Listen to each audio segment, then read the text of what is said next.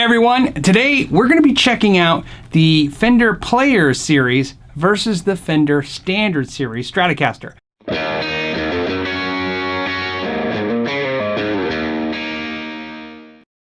So I'm going to give you a side-by-side, in-depth comparison of these two guitars in case either A, you're thinking about getting one of these before it's there's gone, or if you have one of these, should you upgrade or maybe move sideways to one of these. We'll discuss all of that.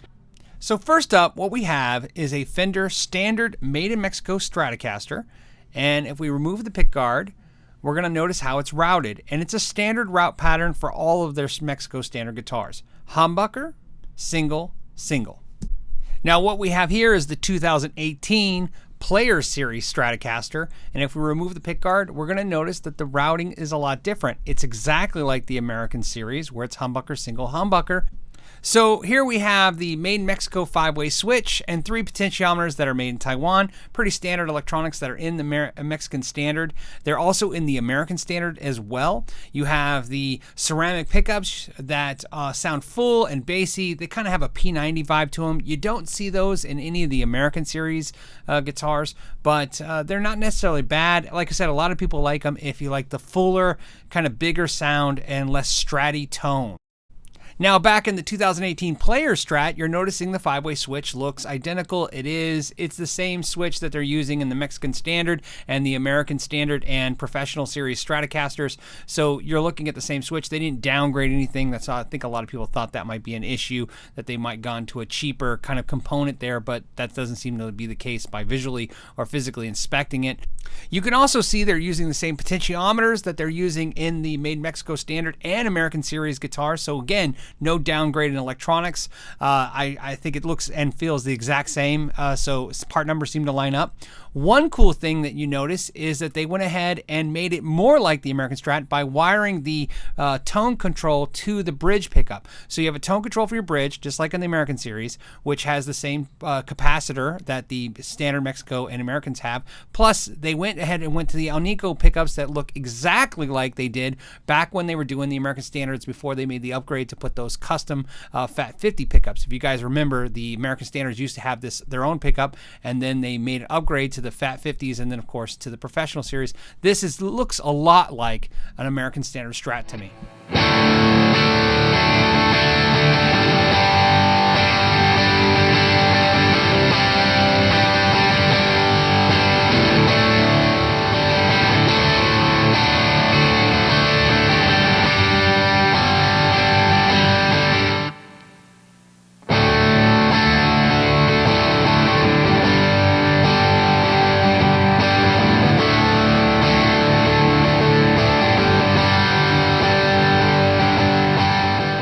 The Fender Standard tuning keys have been left the same. They are identical in both guitars. Nothing has been changed. Model numbers, everything, serial numbers are the same. And the string trees are also been left alone. So both of those are the same as well. Truss rods also didn't receive a revamp. So if you have a truss rod tool for your Standard series, it will also work in the new Player series as well, whether it's Tele, Stratocaster, or Jazzmaster, or Jaguar. Nut material is also the same. Both guitars are using the same material to make the nut, so they didn't decide to make a change there as well. The other thing that was left alone in this series was the actual fret wire. Both are using the same fret wire, which is the fret wire that was seen on the American Standard series as well. Also, the clay dots stayed identical in both models, and those stayed the same as well, as also the bodies. The bodies are the same shapes. There's no contour changes or anything like that.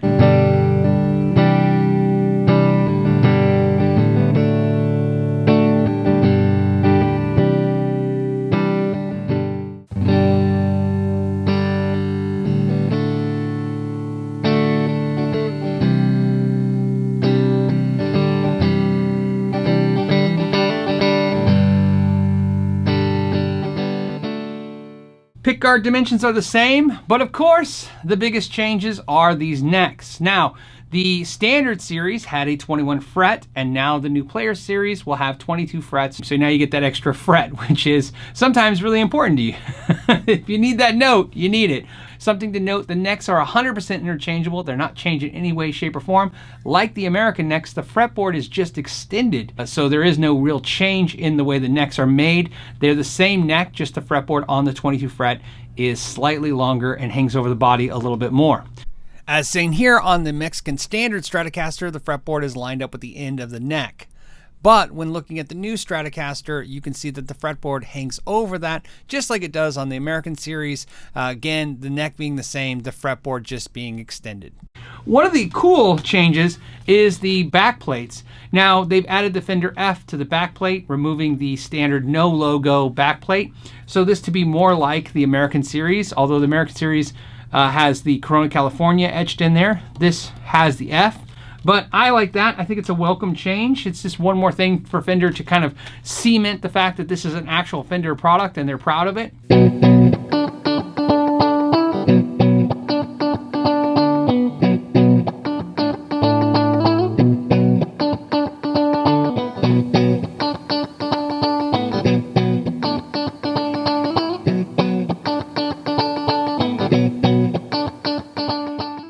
Now there was a change because of the CITES regulations to go ahead and remove the rosewood option from the player series. Now that's something that actually started happening in the standard series, but we'll just talk about the player series for now. This particular standard Strat has a rosewood fretboard with rosewood skunk stripe, but now in the new player series, it is Peo Ferro, skunk stripe, and fretboard. So a lot of people have some opinions about that. Aesthetically, you can see the rosewood is a lot darker than the Peo Ferro. Now, I own high-end Fender instruments with Peo Ferro. So Peo Ferro is not a downgrade by any means.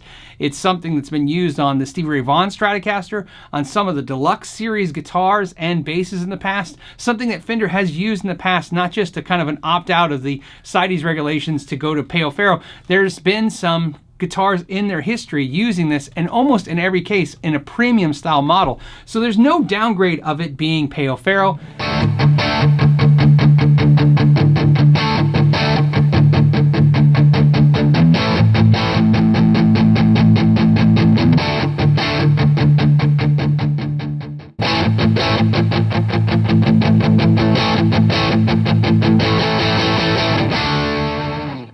As you can see, the Fender logo has been changed to gold with a black outline from black with a gold outline, and that I think is a welcome change. It makes the guitar look more like the American and higher end counterparts. Last, of course, they've upgraded it to the 2-point tremolo system, where the standard series always had the 6-screw vintage system. This now cements the fact that the American player Strat is going to look and feel a lot like the American standard and professional Strats. So let's go ahead and look at the bridge and compare it to an American bridge. First thing to note that's kind of odd is I noticed on this player's guitar that they painted it and then routed everything. I thought that was kind of strange. You can see the exposed wood, and it was like that everywhere I saw. I don't know what that's about, but that is different, something I haven't seen really with the Fender guitars. So I don't know if that's a new process or something that just happened with the model that I received. But we're going to take the bridge out. Let's take a look at it. Obviously, dimension-wise, it looks the same. This is the American Standard bridge. I actually pulled it out of my American Standard Strat. They look identical. I literally wouldn't know how to tell the difference, except for I have a little bit of sticker residue on my American bridge, so I'll be able to tell the difference. But yeah, weight-wise, they're the same. Feel, they're the same. Looks, aesthetically the same. They seem to be the same in every way. Dimensions. That's pretty impressive. So it looks like they're using the American Standard bridge in this guitar. Now, if it's not the American Standard bridge, it's a replica, and it's replicated down to every detail, as you can see. So now I'm going to just insert my American Standard tremolo into the two posts of the player's Strat. You can see it fits in perfectly. I can already tell that there's going to be no issues. Again, there's the tremolo it came with. One more time, there's sticker residue around my tremolo hole, so you can see that's how I know it's the American Standard bridge. So it works the same. It's the same bridge.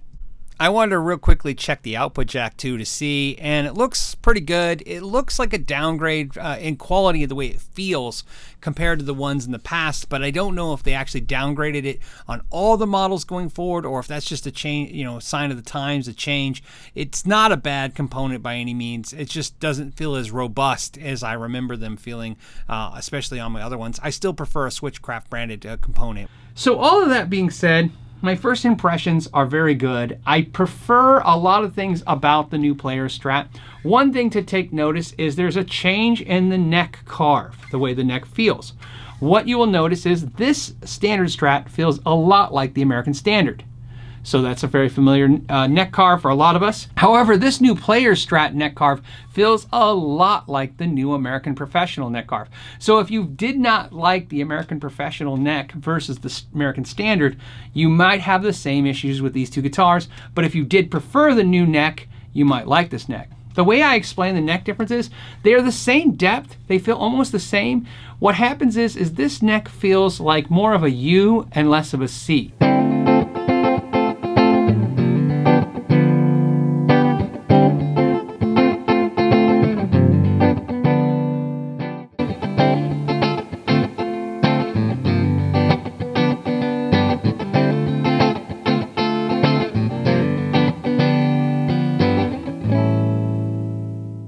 What's funny about doing reviews is you always find a point in the review where you go, I wish they would have done this, or only if they did this, and really feel bad sometimes because they do so many things right.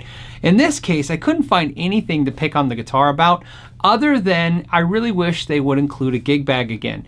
The Fender took the gig bag away from the Standard Series many years ago, and I understand the concept why, but when they took it away, it was in the $500 range. Now this guitar being $650, closer to $700, I really think a gig bag would be a good added value again. Even if they have to kind of include it a little bit in the price, maybe make it $675 and get that gig bag in there.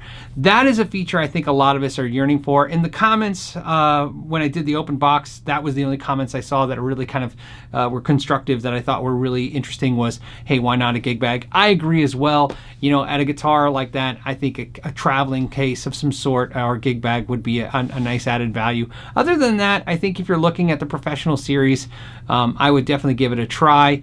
Always, like I always say, you know, just because a review says it's good doesn't mean anything. Definitely put your hands on it. But at least hopefully from this review, if you were thinking that way, I would definitely say it's worth trying out. Sometimes you could pass on stuff, but this is definitely something, if you were thinking about doing it, you should try it out. So as always, I want to thank you guys so much for spending some time with me today. I hope you enjoyed the video, but more importantly, I'm always interested in what your thoughts. Let me know what you thought of the guitars. What do you think of the changes that Fender did? Do you think these are positive changes? Do you wish they would have left the series alone? What is your thoughts? And until next time, I want to thank you guys so much for your time and know your gear.